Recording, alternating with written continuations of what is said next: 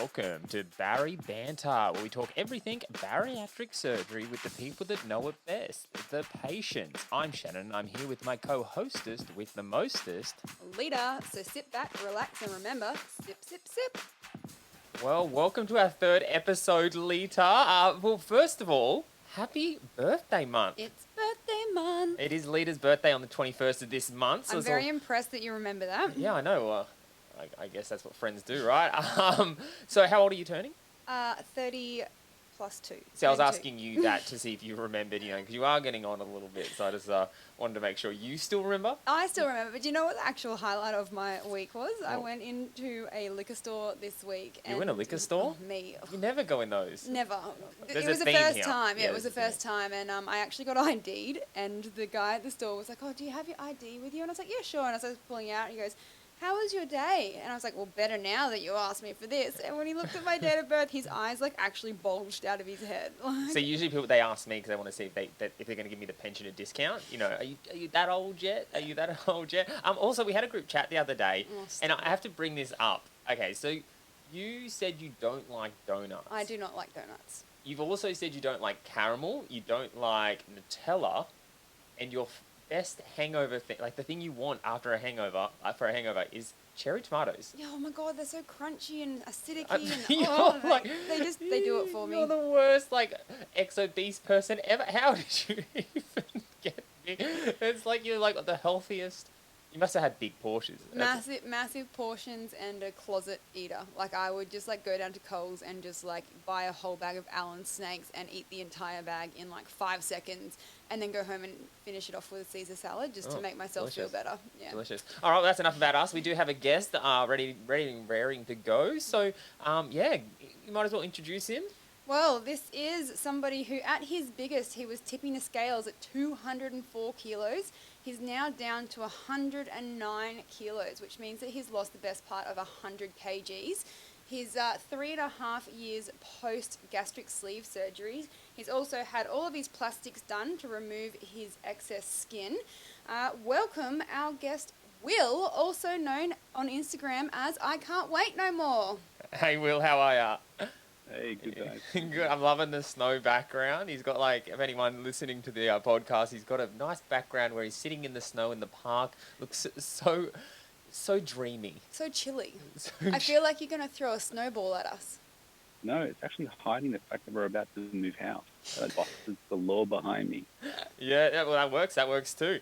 Firstly, thank you for coming on. Thank you for taking the time to sit down with us. And also, I wanted to say a huge thank you to you as well, because Will, for anyone that isn't in the weight loss community, has been around for quite a long time on the Instagram world, and he was actually kind of when I first entered into the world, like a big brother. He was honestly someone for me, and this is why I wanted to get him on, because he has always been that words of wisdom for me. Someone that when I was going through a pretty tough time, always had the right words, even if they were sometimes a little bit harsh, a little bit mate, just harden up. It was what I needed to hear at the time. So that's why I definitely wanted to bring Will on, because he's led me in the right direction, and hopefully he has some advice that can help others as well. But so I guess we can get straight into the first question. We'll go with the really juicy question first up. Will, how did you get so beautiful? That's not really the question. I'm looking at that dreamy beard that you have on your face, and I'm just going, oh wow, to grow a beard, it must be nice. You would love to learn how to build. Yeah. I pretty much said exactly the same thing. He'd love to be able to grow a beard the same as you.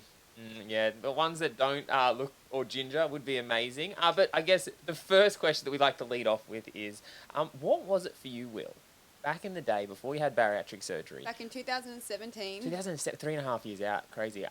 That made you want to have bariatric surgery? It goes a bit further back than that for me. So I used to work for New South Wales Police as a dispatcher. So we'd be working 12-hour shifts overnight, eating takeaway food, because you really didn't get a chance to get off the channel and, that sort of stuff. So I kept on gaining weight, and there were a lot of people there that kept on going, at that point, it was getting the band. So they were getting lap band, they were having insane amounts of weight loss, and I was too scared of surgery. So I sort of let it go for a good part of 10 years. And then I started waking up every day upset that I'd actually woken up, because I was in so much pain. I hated being so big, but yet there were reasons that I didn't know at that point about why I couldn't lose weight. So we started investigating the sleeve, and then they found tumors on my stomach. And then they cut away all of the tumours, and the sleeve obviously happened, and things changed. Well, you should. Yeah, I For didn't those know who that. aren't watching on YouTube, both Shannon and I just looked at ourselves didn't and know in like that. shock. Yeah. Neither of us knew that. Tumors on your stomach. Wow. Wow. So that was like Yeah. like an added thing to why you wanted to go down that avenue and have it done, because obviously, you know, that would be kind of killing two birds, one stone. To a degree. But the tumours on my stomach were caused by the medication I was on for the brain tumour that I have. So there you go. There's another one you probably don't know. Yeah. Wow. Wow. We've got a lot more you than just- what we were bargaining Yeah, for here. literally a few minutes in and he's just dropping the bombs already. Wow. Will. Yeah, like that's just, yeah, you're an impressive human before, but this is just adding and adding and adding. So like, where are you at with that? Like with the tumours and different things like that? So the tumour in my head is on my pituitary gland, and it produces prolactin. So for pregnant females, that makes them lactate. So in a man, it destroys all of your testosterone, fills you with estrogen, and then you start to gain things like man boobs and gain weight constantly, and you can't stop that. And the medication I was on, which, you know, luckily what I've got is not cancerous, reduced that tumour down, and I started to, you know, lose that weight, I guess. But at the same point, it was one of the byproducts was that it created lipomas, which then grew on and around my stomach, and the sleeve took all of those off. Wow. So they're more aggressive than others, I'm assuming. Is that how it works? So like some can be. Yeah, this one is a non-cancerous tumour, which is good. Yep. And it just kept on growing on the pituitary gland, pushing up onto my optical nerve, and the medication that stops it from growing and reduces it down is a prolactin antigen, I guess you could call it. I don't know. And that then also stops all the other symptoms, but the medication caused lipomas. Yeah. Wow. So since having surgery and losing the weight, has that helped with the whole tumour on the brain as well as obviously in the stomach as well? Yeah, the medication took care of that. So my tumour now is just controlled by quarter of a pill a month. And just, hormone levels got back to normal, so I was no longer in that lactating female state, and I was back to having a bit of testosterone, so it was good. You've like rattled me. We had all these questions like written down to ask you, and now we're like sitting here, and Shan and I are just kind of like, wow, okay, those questions are just gone straight out the window now. Yeah, well, it is. I think it's going to be something that we'll delve into a little bit further down the track as well, because I'm assuming it's probably going to come to the story a little bit more. But I guess the next question we can ask is, what were the concerns going into surgery for you? Being at the weight I was, so when my sleeve was supposed to happen in December 16, my surgeon decided to go on an extended holiday, so they pushed it out to May 17. And going into the surgery, even after doing like 5.5 weeks of Optifast, which was a killer, I went in still at about 164, 165 kilos, and I was petrified of dying on the table. You know, not having a small enough liver, not having any of the sort of surgery worries taken care of, I guess. Why did you have to do 5.5 weeks of pre-op? It was more of a choice of how petrified I was of dying that I forced myself through the shakes for that long. Wow. To make sure that I was in the best shape possible. Totally. So obviously you spent quite a lot of time like weighing up the pros and cons of having the surgery, and you must have come to the conclusion that the rewards far outweighed the risk. So obviously the potential of dying, that was obviously playing in your head, but you thought that, you know, having the surgery, even if it did, heaven forbid, happen on the table, it was worth taking the risk? Yeah, pretty much. And when I was waking up every day, when I decided to look into surgery, wishing that I hadn't woken up, it was, do I not wake up one day, or do I not wake up on the table? Like, it's the same thing. So what have I got to lose, really? It's true. Everything to gain, really, when you're in that position. Yeah. Wow. And I was pretty lucky that I had a friend who lived 2 doors up from me who, after I moved house, had gone and had the sleeve secretly, told me about it later, and I got to watch her. She used to be on Instagram, she's not anymore. And, you know, I got to see her life change dramatically, which drove me to look at it. So you saw firsthand sort of how it would affect your day-to-day living, and that it was okay that you would make it sort of through the tough times? Yeah, if I woke up on the table, then I knew that there was a way I could lose the weight that I'd tried everything else to do and never could lose. Regain a certain amount of control, and definitely having that other person that you can look at and kind of be led by definitely makes a difference. You know, I think, I said that kind of last week, that having like, you know, the social media side of things and having people that you could turn to, i.e. Will and stuff like that, made a heck of a difference for me, because, you know, I didn't know anyone. I didn't know anyone pre-surgery, so it definitely does make a big difference. Before surgery, did you set yourself goals? Did you have goals in mind that you wanted to achieve aside from the weight loss? Yeah, I was always down. So we'll get this out of the way. I've got a 25-year-old kid. So people who don't know, I'm nearly 45. You look damn good for 45. But I'd gone through after having my child as a single parent, and I never wanted to be in the position of trying to raise a child overweight again. So one of my factors was getting into a point where, if it ever happens, that I'm going to live through that child's life instead of dying of obesity or some other health-related condition due to being so large. The job that I was in at the time was really sort of sedentary as well. So I knew that I'd be able to cope with sort of coming out of surgery and not having to be stressed or heavy lifting and stuff at work. So there were a whole heap of, factors that when I thought about what I could do with the surgery and what it'd be like afterwards, that came into play.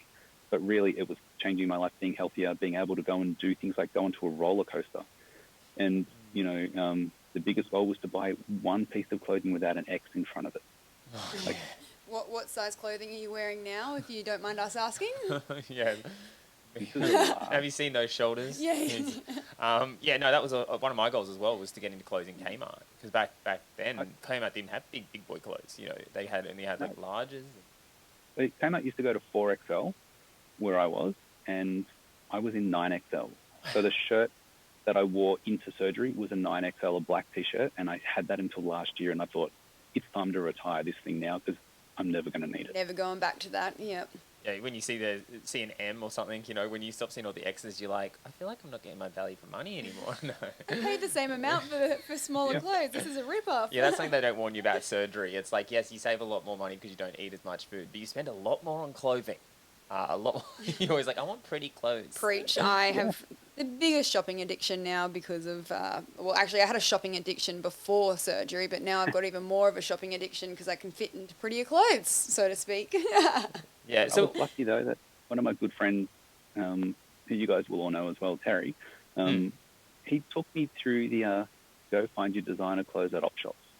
So I was getting amazing clothes in the sizes that I needed for $5 and $10 instead of $60, $80, $100 a shirt. You guys have got that luxury. We don't really have the fancy op shops up here on the Sunshine Coast. It's a little bit harder for us to get all of our designer clothes. We've got to actually pay full price or wait for them to go on sale. I know, good old Melbourne life, Victoria life. You may have a bit of issues at the moment, but you do have the fashion. At least you can look good in quarantine. Yeah, so I was going to ask, like, the goals that you set prior to surgery, are they still goals you have now, and or have you kind of expanded on them since then? Yeah, I guess that wanting to be the best me I can be, and, expand, one day of, maybe growing the family, because Beck and I have got an 8-year-old as well. So looking at, if there's a possible future thing, then, that's now something that I'd entertain and be happy with compared to pre-surgery where I'd be scared of that. Being able to travel overseas, as a family group, that we can do things now and not have to worry about where I used to buy 2 seats in business class, where now I can just buy 1 seat in economy and be comfortable and happy. Yeah. Wow. Yeah. Totally. Can we just touch on that for a second? How incredible that you've met your life partner now through this community. Is that something that you ever dreamed would have happened? Like, going into this, did you even know about the Instagram community, and now you've ended up with a partner from one? Yeah, from the weight loss world. No, I joined my surgeon's Facebook group. Someone on there, we kept on talking. They said, Instagram's got a bit of a weight loss community, so I jokingly set up I Can't Wait No More, which was, I can't wait no more to lose weight. Basically, it was a whole thing there. And that was started in 2014, a couple of years before surgery, where I'd met a whole group of people on a surgery website, decided that I was going to try and get people who were my size clothes so they could work out. It evolved into me looking into other things, eventually getting the surgery, and it turned from me looking to try and help people one way into showing what was happening with my life in case someone else who was too scared like I was to look at it could find some sort of correlation to their life and maybe find the courage to take the steps that they would never have taken hadn't they not seen someone like me or Terry or you, Shannon, or, the girls looking at Lita going, wow, look at what she was to what she is now, sort of thing. It is possible, the crazy girl runs marathons. Like, what's the go? Yeah, I know. Well, that was something else I was going to delve into. Like, obviously, when I came into the weight loss world, especially the social media side of things, there wasn't a lot of guys. And you were well in before I was. Has it kind of, have you watched it grow as way, like more and more men coming into the weight loss community, which I think is amazing because, you know, back when I came in, it was just a handful of us, and now it's magnifying, and I love that because you get to bounce off each other and have like little, you know, bro fests. It's great. Yeah, no, the community is growing massively, but unlike some of the female counterparts, I guess, the amazing women in our community, that the men still have very small followings, but they're very well known now. So there's still a massive difference in the amount of guys in the community, or there are still a lot of secret sleeper guys who don't talk about it, but they're still watching on. And, you know, in private messages or DMs, I get plenty of them about guys who are just normal day lives, who just don't want to be putting it all out there, but they're still following on and, you know, learning and moving and giving me inspiration as well. Like, I get to see their personal profiles, and, you know, I get my inspiration from them as well. So I was going to say, do you think that it is a lot to do with the fact that girls seem to be a lot more open about talking about the fact that they've done it? Like, I find that there are quite a lot of guys out there who do just sit, and I don't want to use the word lurk, but they just sit in the background and watch what's going on and learn and take it all in, and they're not quite as open as talking about it as what women are.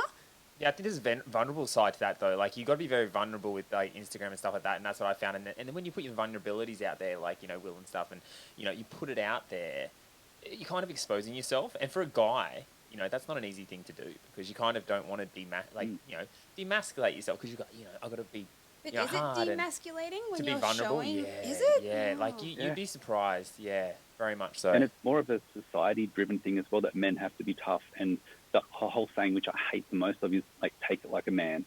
That you don't show you're vulnerable. You have to be strong. You can't admit weakness. You can't admit that you failed on something.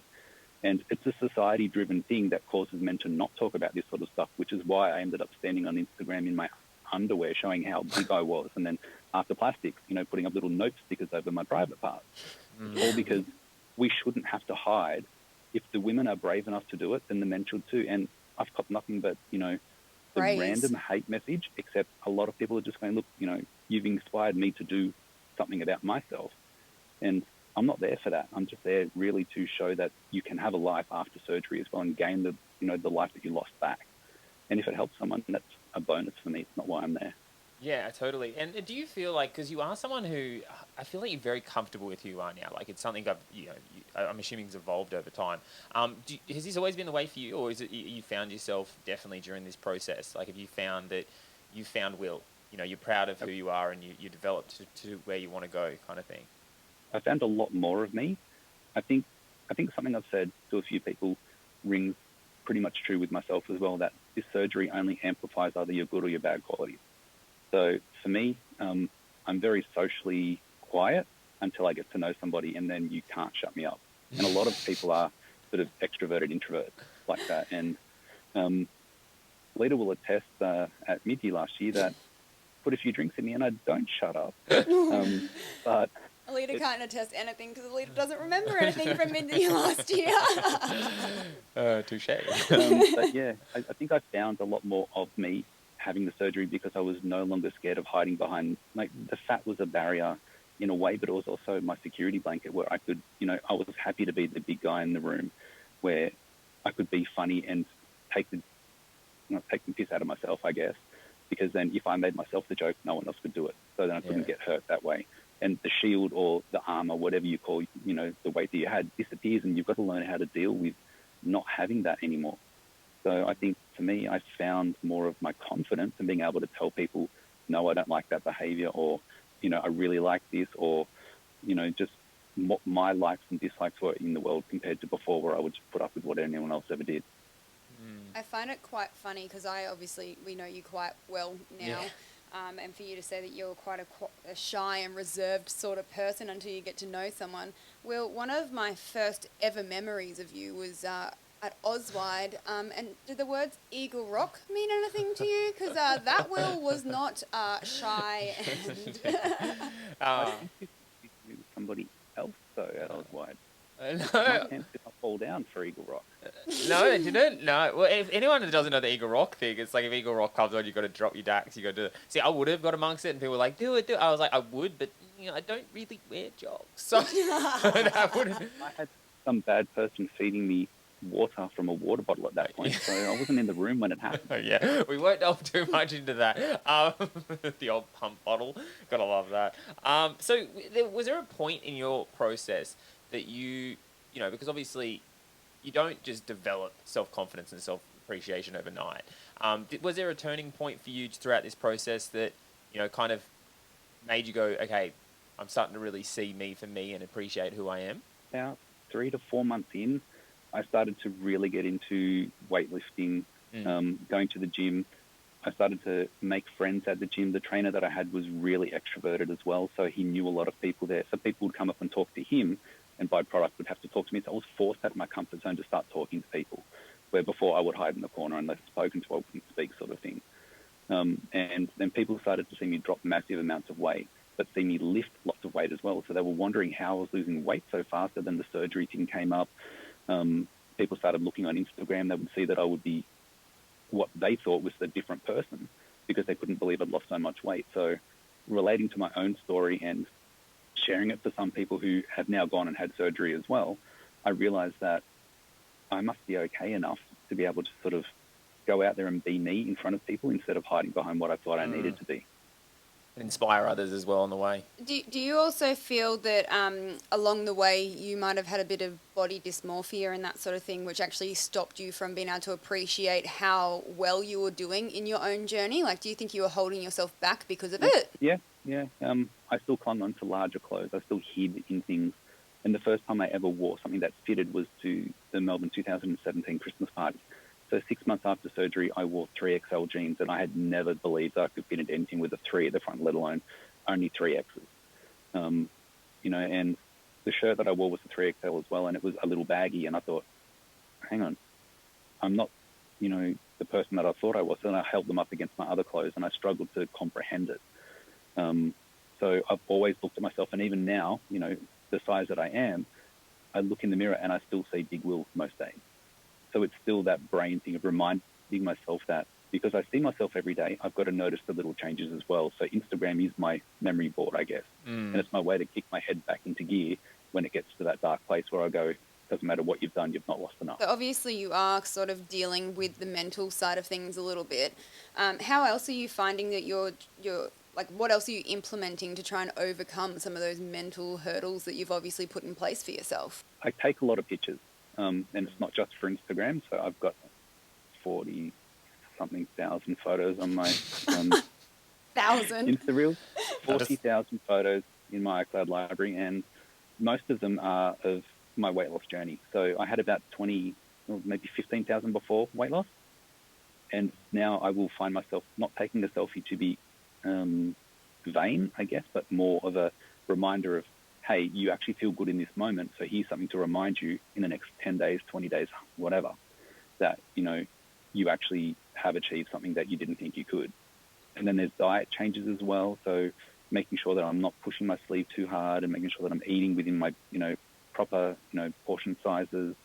Today with work, one of my meetings was an hour and a half long, so I walked 10,000 steps in that meeting, so I went down to the bay, around the road and back again, all while holding a work meeting, just so I can make sure that I'm not falling back into, you know, the old habits that I had. Yeah, I think you just nailed it, Ben, when you said that as well. I think sometimes we can compare who we are today to who we were yesterday or a week ago, but being able to compare yourself to who you were either at the start of your journey or before the start of your journey or, you know, a few months back, will give you more of appreciation for where you are. Because, like, you don't notice a lot of change. And I kind of did a post about that the other day where I showed, like, last 4 years, and like from me now versus me 4 years ago, massive change. Me now versus a year ago, not huge. Like, I haven't changed physically a lot. So if I was basing my validation of, you know, my success off a year ago, I'd probably be a little bit disheartened. You know, I know I've come a long way fitness wise, but physical wise, I haven't changed a lot. But I also think that a lot of the changes when you sort of get to the 2 years beyond post-surgery, a lot of it has to do with the mental changes and just the tiny little things that you're doing, like acknowledging the fact that you might be slipping back into a bad behavior and snapping yourself out of that before you go back down that rabbit hole. And that's something that people just got to learn to do. Like, I know for a fact that I still put my hand in a twisty bag, and I've got to stop myself at like one handful. Otherwise, I could very easily still eat the whole bag. It's just you got to learn when to rein yourself in from those bad habits. Acknowledge it, yeah, and don't put yourself down. And that's not one thing I've said to people before is like, yes, you're going to slip up. You know, we don't change overnight. You know, you're still going to have those slip ups, and I think the biggest thing is acknowledging it. Not punishing yourself for it, but acknowledging it. You know, knowing that you did the wrong thing, but then not getting yourself down, because some people like put themselves down and they make themselves feel terrible about it. And what's that going to do? It's just going to put you in a worse mood. And then what's you're relating back to that is when you're in a bad mood, you want to eat. You want to make yourself feel better through that kind of thing. I've really found what's helped for me too is changing my vice. So my vice used to be going to the bottle or going to a bag of lollies or something along those lines, and now my vice is going to bar or going for a swim or going and doing a walk or something sitting on the like beach or taking that focus away from food and alcohol and, you know, what we put into our body, and actually like doing something to get rid of that anxiety. Basing it off the actual feeling that.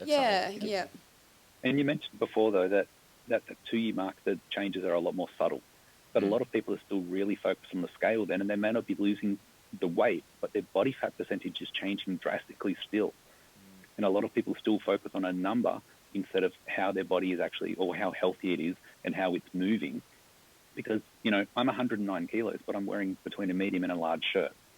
I have the typical stereotypical big bones where, you know, my genetic history shows that I actually have very broad shoulders. I've got big waist. I've got, you know, muscular thighs and that sort of stuff. And I'm not going to be an 80 kilo person. The BMI says that I'm obese still, but I'm not.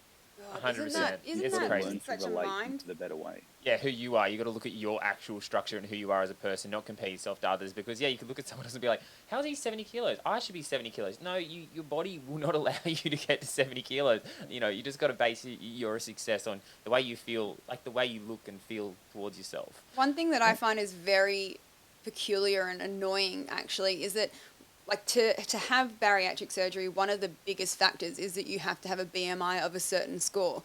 But once you start losing the weight, BMI sort of goes out the window because it's so inaccurate. Well, I mean, I'm not a specialist, I can't say that, but it's just, as you said before, Will, you're still classed as obese, yet you're perfectly healthy, you look amazing, you're at a happy place within yourself, but according to the numbers, you're not. Yeah, and even my surgeon said, I can't base you on BMI anymore from the last appointment that I had, which was at 12 months after surgery. He just said, look, this BMI is a very general scale, and it doesn't take into consideration genetics or anything else like that.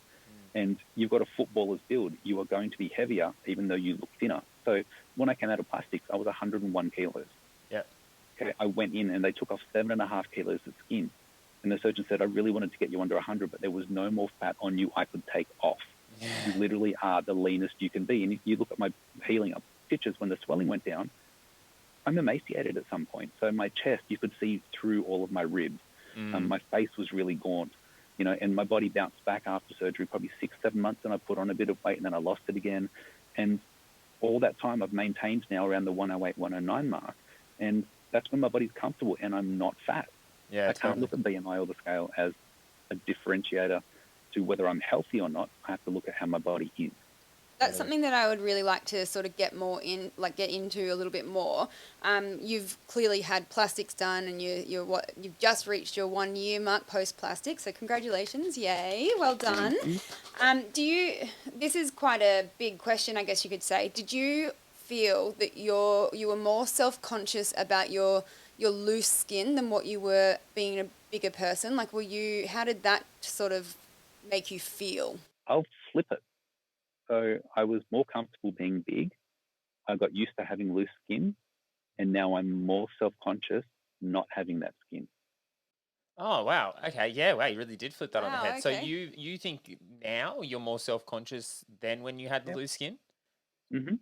Because at least I used to sit in the car and I would, you know, I don't know if you sit there when you drive, but your hand sort of goes under that little flap of skin of your gut, you know. Yeah, apron. When you want to, and you sort of, that's a comfort factor. That's where I used to sort of, when I was feeling anxious or nervous, I would grab that little, you know, that last little tummy roll just on my leg and put it there. Or when I'd roll over in bed at night, it was that comforting factor of feeling that loose skin hit the bed, so I knew that I was in the right position.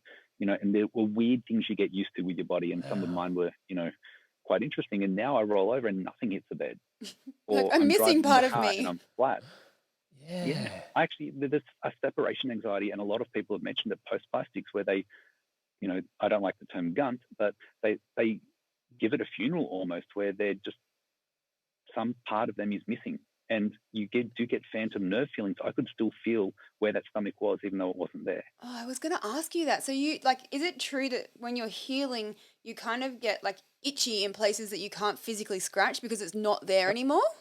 Yeah, because the nerves are healing all the way through what used to be skin that's now been rejoined. Wow. So what did you have done with your plastic? What procedures did you have? Because I know there's all different ways they can do it. What did you have done? You had the works, didn't you? That's what you were calling it? I did. I had the full tune-up. So it was a 360-degree belt lipectomy, so front to back all the way around. Also had the typical Mons repair. So being so large, there was just a lot of skin everywhere else. And then I had my chest done as well, but I spoke to the surgeon and we agreed and looked at different ways to do my chest, so I didn't have the typical big scars all the way across the front. My nipples are only partially detached instead of full, because then you can lose a lot of sensation, or you can end up losing them. So we looked at different ways to pull and do the skin so it suited my body type as well. So my scars on my chest, as you'll see on Instagram, aren't typical scars. They're like a little Z going up the side. Yeah, I might actually pull that up. We do have some photos here for people who are on YouTube. Because I remember we were chatting to you not too long after you had your plastics, and I was just blown away. Like the scarring it was done so well. Like it was so clean and so neat. But the bruising, oh my God, talk us through the recovery from the works, so to speak. So for those of you who are watching on YouTube at the moment, we've just popped it up on the screen. I don't know how well you'll be able to see it because I don't know how far back the camera is, but you've pretty much got a scar from the back of each hip the whole way around your stomach and then up under your arms as well. So talk us through the recovery and, what that was like. Well, not just the external scars, but I actually had full abdominal parent 2 hernias repaired as well. So not only did I have to try and learn how to reuse muscles that were so far separated that I had to stitch them all back together, I had holes that were repaired in my abdominals as well. So I finally could move in ways that I never could before. I've also got 2 crushed vertebrae down the bottom of my back, which had all the pressure taken off them, so I could actually sit up differently as well. But you have to be so careful. Like I couldn't lift anything over 500 grams for 3 weeks. Wow. Getting out of bed, I had to use the handle up on that little, I don't know what you call it, the little arm, I guess, to try and sit up. And I was up and walking around, pretty much day 1.5. And then I started going downstairs to get coffee because that is the other love of my life. Preach, brother, preach. And went to the cafe and I was wearing, I think, a pair of tradie pajamas, and I had those sexy embolism stockings all the way up to my knees, a pair of slippers on. And then I had a robe that was made for me to take into surgery. And it was a Hugh Hefner style robe. And I'm walking around the hospital like a boss, going down, getting coffee. And for the first time ever, even dragging, the little drip thing with me, because I didn't have drains. Also, my surgeon doesn't do drains. So it was sort of weird feeling like my whole body had just been ripped apart and put back together. Yet all the drugs that you were on, obviously to keep the pain at bay, meant that you could sort of cruise around and be happy with what you were doing and get that movement back before it all sort of really kicked in and you could feel it. So some people say that having your plastics done is almost like the icing on the cake to the end of your sort of, not the end, but sort of, the icing of your cake to your bariatric journey. Is this how you feel about it? Do you feel that you've iced your cake?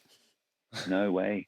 I think my cake is still raw and it's about to be cooked. There's so much more in life for me to go and do now, and that skin and doing that was only one small step. My journey is nowhere near over, because I think for me, the surgery only started off me stepping towards the life I need to have. It's not ever going to complete. It's a lifelong thing for me. Yeah, I love that. I love that way you look at that, because it is exactly right. It's not the ending. It's definitely the start, because he's a new man. He's willing to make the changes and keep striving for who he wants to be. So I guess that leads me into what is next for Will? What is moving forward? What is something you have your mindset on that you want to work towards?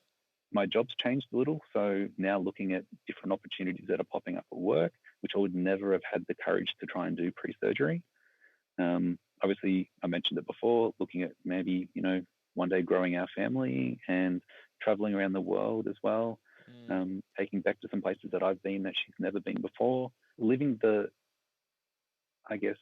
the life that we should have lived if obesity hadn't stopped us from doing it. Totally. Oh, I love that. I love that you said us too, because obviously Becca's gone through a very similar journey to you. So it's actually quite heartwarming to know that you've both kind of come through it and met each other at a time where you can both just be yourselves and experience the world the way that you both have obviously wanted to for such a long time. And now it's kind of special that you get to do it together. So that's Start writing the new chapter together. Yeah, I love that. So you mentioned earlier, Will, that you've got kids already, and you wanted to change your life because you wanted to be a different father figure.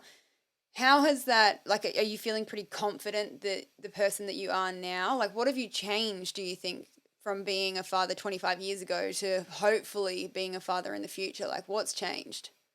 Well, I couldn't crawl around on the floor as easy, when my kid was first born 25 years ago. I didn't want to go out and do things. So going to the parks and stuff would be my mum or, my dad or someone else taking my kid along. Because one, I didn't want to go out in public, and two, I just, didn't have the energy to run around after a kid like that. So we did a lot of home-based stuff. And now, having done it that long ago, I've sort of forgotten how bad it may have been. So going into it this time, it'll be like doing it all over again, but this time experiencing all the stuff that I could never do before. So you kind of just want to be more of a present, hands-on father, so to speak. Yeah. Oh, I want to get on those slippery slides as well. Like, playgrounds weren't built for kids; they were built for adults to have fun and the kids to tag along. And I tell you what, those playgrounds these days compared to what we had when we were growing up. You're talking to a guy, the little inner child in there is like, I want to go in the ball pit. You'll be in there before your kids. Yeah. Well, we went to a place late last year called Jump Around or something like that, where you put on these like little grippy socks and you just bounce on everything, big trampolines and ball pits and stuff. And little Mr. 8 and I decided to run and jump off one of those big inflatable things into a ball pit. I would never have done that before, and I have had so much fun. Yeah. And that I just want to keep on experiencing things like that I would never have done before, because why not?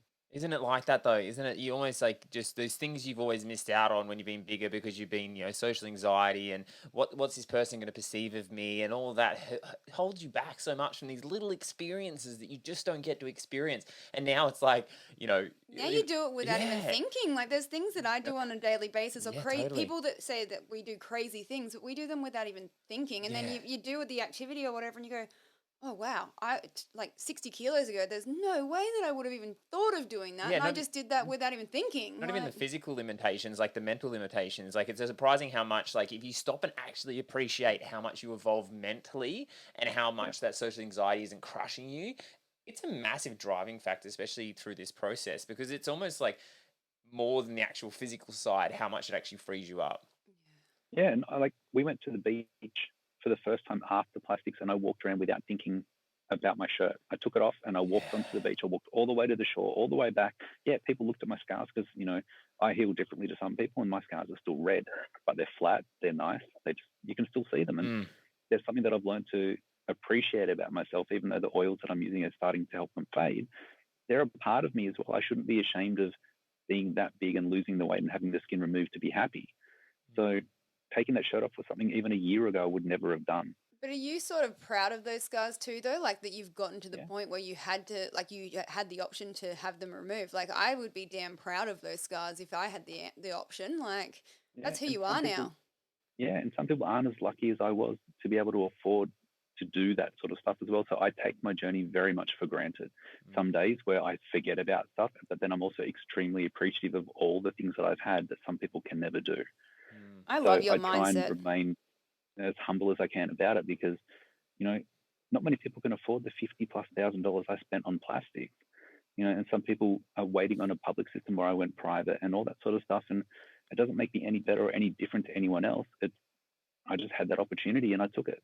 Where I really wish I could give that opportunity to other people as well. So, well, you've definitely taken it, and you're running with it, and it's giving you all the opportunities in life. That's for sure. You're someone who now project like a real just vibe now. Like it's like you have found your spot. You seem comfortable. You seem You're very cool, confident, calm, collected. Yeah. You know what I mean? Like, and it's kind of like you can tell that you've taken this process and you've worked on the mental side as much as the physical side. So I guess on that, what would be the one piece of advice you would give to pre-surgery Will? Well, there's the typical, it will get better, because I think everybody says it, but not many people really acknowledge if you could go back into your own mindset, how much you could change how you felt then by looking at what you had now. So giving them that little, in 3 years' time, you will be sitting on a camera talking to Shan and Lita, 100 kilos less, pretty much. You know what I mean? Like, Yeah, I would never projection have into dreamed the that I would future. be 100 kilos less. Yeah, give them that little glimpse into what's to come. I think it would be a beautiful thing because, you, Lita, if we could see who we are now, we would have pulled the trigger a lot earlier because you would have just been like, wow, I'm living life. Finally, I'm living life. And I think that's the biggest thing, but you've got to do it for the right reasons too. You've got to make sure you pull the trigger and it's the right time for you, because it's something we talk about all the time. If we didn't do it when we did it, we wouldn't have met people. I wouldn't have met Will. I wouldn't have met Lita. I wouldn't have met these people that have been massive influences in my life to put me on the path that I'm on. So, when the time's right, the time is right. Maybe it would have been a blessing if I had done it sooner, because I wouldn't have ended up with you. Oh, there it is. I was waiting. Burn. You're lucky to know me, Will. I'm lucky to know The other Will. piece I don't know of about you. advice I would give myself is Instagram and the world to show your journey and share your journey can be an amazing tool, but don't limit yourself to getting into the position where you feel like you have to be someone you're not.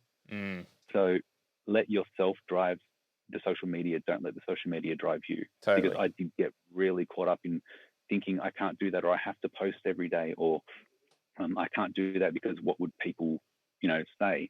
And it's just another form of me self-bullying myself. And, what am I achieving out of it if I don't use the Instagram or the Facebook page or something else for a way to help better myself? But if you're also not portraying yourself truthfully, then it's also not going to help other people as well. Because if you're not being truthful, you're not showing people what it's really like. So it's not really going to be useful to people, I guess. You need to remember that you're obviously always going to be more than your weight loss. And that's the biggest thing for me that keeps my head where it is that no matter how much weight I lose, what sort of person do I want to be? Because that weight loss is not going to define me. It's not going to define who I am, and it shouldn't. Well, I think that's what I touched on that a little bit last week, actually. That's why I don't quite often tell people my numbers or the size of clothes that I am anymore, because to me, this has become so much more than just a weight loss journey. Like, I've lost the weight. I've now, changed my life, and it's more of like my lifestyle choices rather than a weight loss journey. So I lived so long letting my weight define me as a person that I'm trying so hard that, yes, I've lost the weight, but it's so easy to still get trapped in that whole weight loss maintenance stage. So I'm really trying hard to just try and take the focus away from the weight loss and just not let it control me anymore. Well, that's amazing. It was amazing to sit down with you. Honestly, it's You blew our mind from the minute you it literally rattled me. You rattled us at the start. I don't know if you could tell, but God, that he did that on purpose. yeah, you knew that you were going to do that to us, didn't you? I knew about the ones on the stomach, but I didn't know about the one on the brain. That one was, for me, was like, well, I didn't know that, because that's a big deal. That's a big one. Just quickly before, you said that by losing the weight and removing the skin, something to do with your vertebrae, and now you don't have as much pressure on your vertebrae, and you fix something up, and there's so much more to weight loss than just losing the numbers on the scales. The physical appearance, so much more than just a physical appearance. Posture is so much different. Like, I used to be hunched. I had a 30-something% curve in my spine, and now I've got a 7% curve. So, it's Gravity. a lot of things can come from it. Yeah. And I guess that's what I'm loving about this whole podcast thing, is that we are learning so much more about people, and that it is like everybody has these different driving factors. Yes, obviously you want to lose the kilos, but there's so many other reasons behind. Like Elle last week, she lost her license due to sleep apnea. Yeah. Like you were riddled with tumors. Like, there's so much more than just being unhappy with how you feel as a person. And that's what I think we're trying to really sort of delve into. The finer with this details. the finer details. Because you do sometimes miss the finer details, especially on like social media and stuff like that. It might be in the bio somewhere or something like that. You know what I mean? So like, this is giving us a chance to, those little details, they make a huge difference, especially for someone who might be sitting there in the same position as you pre-surgery, and they're like, look at him now, you know what I mean? So it's like, Social media, you only see what people want you to see as well. So, totally. This is a chance for people to hear the things that, may not have instantly popped out. Well, we appreciate you being so raw and so honest with us, and honestly, that's probably why you've been such a influential part of our journeys from the word go. Like, we met you back in 2018, and you've just been like a solid for us the whole way through. So thank you so much for that, for Will. If you want to follow him, or if you don't know much about him, he's I Can't Wait No More on Instagram. Weight spelt as if you're losing weight. Go check him out. He's so inspirational, and yeah, it's been a pleasure chatting with you. Thank you, Will. my brother, for another mother. Thanks, You beautiful man. All the best with everything in the future, all your future goals, and good luck with your move in a couple of weeks.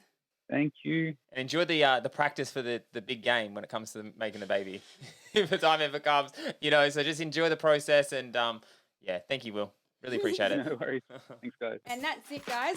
Thanks so much for listening to episode 3 of Bari Banter. Again for joining us, guys. If you would like to give us some feedback, feel free to put a comment below. Otherwise, you can head over to www.baribanter.com where you can fill out a form there. Also, while you're there, if you know of someone or you yourself would like to be on the podcast, feel free to fill out a form and we would love to have you.